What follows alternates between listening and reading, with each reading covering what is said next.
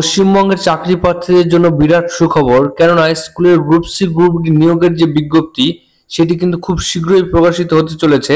আর এমনটাই কিন্তু জানিয়েছে West Bengal central school service commission. গত শুক্রবার একটি নোটিশ জারি করে তারা জানিয়েছে স্কুলের গ্রুপ সি গ্রুপ ডি নিয়োগের ব্যাপারটি এবং কতগুলি ভ্যাকান্সিতে নিয়োগ করা হবে, কবে থেকে শুরু হবে অ্যাপ্লিকেশনটি, সমস্ত বিষয়টি কিন্তু সেই নোটিশে তুলে ধরেছে West Bengal central school service commission.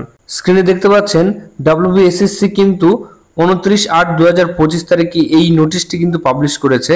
এখানে দেখতে পাচ্ছেন আচার্য সদন থেকে কিন্তু এটি পাবলিশ করা হয়েছে। এখানে লেখা রয়েছে first SLST 2025 for the recruitment non teaching staff group C এবং group D in government aided sponsored high school এবং high secondary school in West Bengal, এগুলোর আন্ডারে কিন্তু রিক্রুট করা হবে। এই নোটিশটির শুরুতে লেখা রয়েছে মাননীয় সুপ্রিম কোর্টের আদেশ অনুযায়ী, অর্থাৎ 3 এপ্রিল 2025 তারিখে যে মাননীয় সুপ্রিম কোর্ট অর্ডারটি দিয়েছিল সেই অর্ডার অনুযায়ী কিন্তু পশ্চিমবঙ্গ স্কুল সার্ভিস কমিশন নন টিচিং স্টাফ কিন্তু রিক্রুট করতে চলেছে।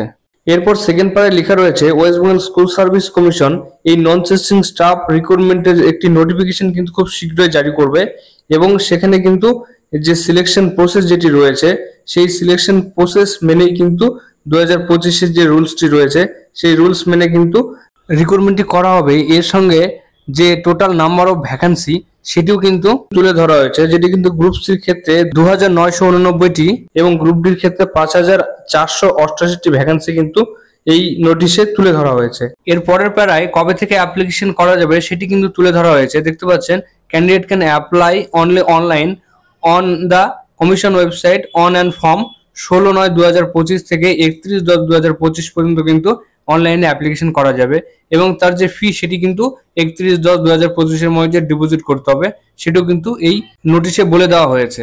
এটি কিন্তু পশ্চিমবঙ্গের চাকরি প্রার্থীদের জন্য গুরুত্বপূর্ণ একটি আপডেট। তাই এই রকম আপডেটগুলি পেতে আমাদের চ্যানেলটিকে অবশ্যই সাবস্ক্রাইব করে বেল বাটনটিকে অন করে রাখবেন এবং ভিডিওগুলি ভালো লাগলে অবশ্যই লাইক শেয়ার কমেন্ট করবেন। এর পাশাপাশি ভিডিওটি বন্ধুদের মধ্যে অবশ্যই শেয়ার করে দেবেন। ভালো থাকবেন, সুস্থ থাকবেন, দেখা হচ্ছে পরের একটি ভিডিওতে। ধন্যবাদ।